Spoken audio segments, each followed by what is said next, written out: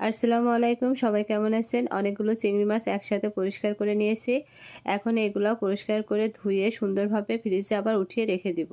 আমি এভাবে চিংড়ি মাছ ভালোভাবে কেটে পরিষ্কার করে ধুয়ে ফ্রিজে রেখে দিই। আর যখন রান্না করি তখন আমি ফ্রিজ থেকে শুধুমাত্র বের করে নিই।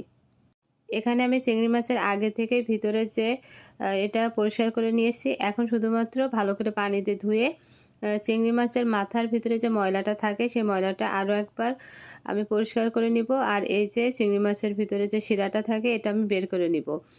এই শিরাটায় প্রচণ্ড পরিমাণে অ্যালার্জি থাকে, আর যাদের অ্যালার্জির সমস্যা আছে তারা অবশ্যই চিংড়ি মাছ যখন আপনারা পরিষ্কার করবেন তখন শিরাটা টুথপিক দিয়ে এভাবে টান দিবেন, দেখবেন শিরাটা পরিষ্কার টুথপিকের সাথে উপরে উঠে চলে এসেছে। আর ওটাই মূলত প্রচণ্ড পরিমাণে অ্যালার্জি।